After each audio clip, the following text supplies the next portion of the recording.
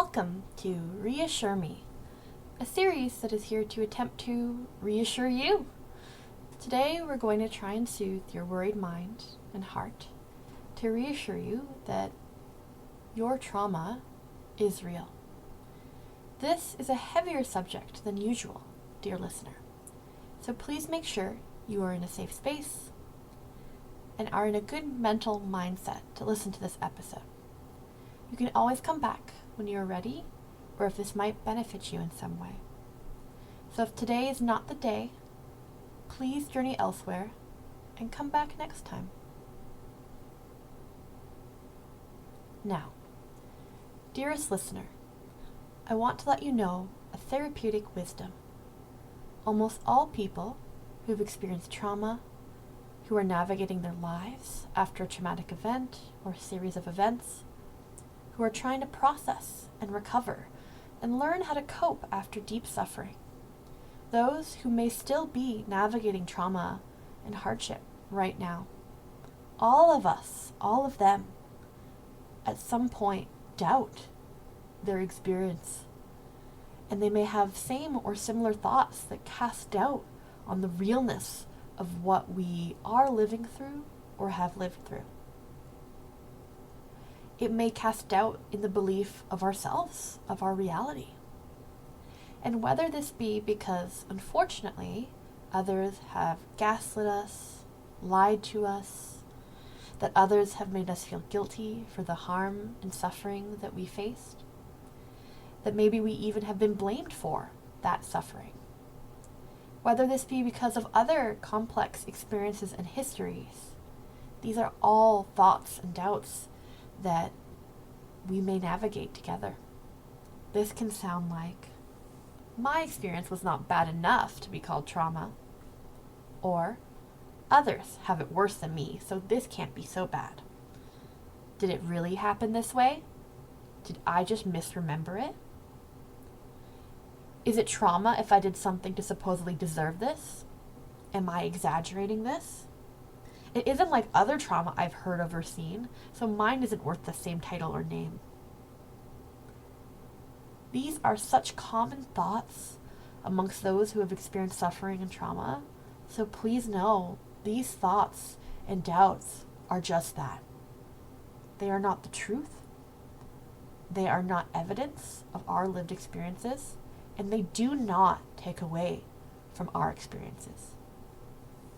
For the reality is, my dear listener, that what you are experiencing or did experience is real.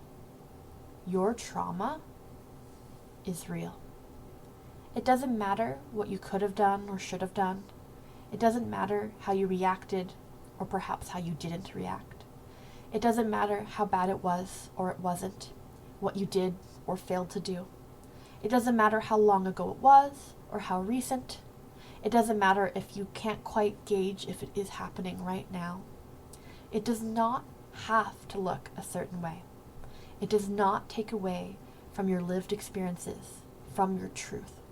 Your suffering, your hardship, the things that you faced and survived are real. In spite of any naysayers or others who may suggest otherwise.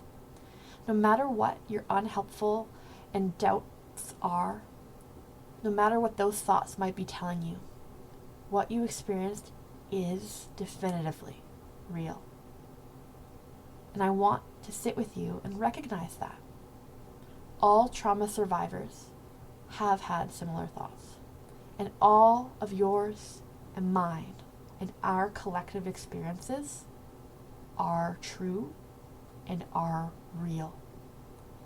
This is something that is really hard to reassure immediately, to believe right away. For to acknowledge it can invoke and awaken a deeper hurt. To sit with all the complex and heavy feelings we have in ourselves. To name it, to recognize that things are real is hard. So please know it is okay if it doesn't 100% feel like you can internalize this or believe this right now. It is okay. But I want to reassure you, whether you're ready or not, able or not, to 100% believe it, that I believe you. I hear you. I see you. I feel you. I know your trauma and experiences are real. The things that you experienced or maybe still experiencing are real. You do not have to label it trauma if that isn't comfortable or relevant to you right now. But please know, whatever you are facing or have faced, even if no one sees it, if you've not told anyone else, if you are not comfortable sharing that with others, I know that your experiences and trauma are real.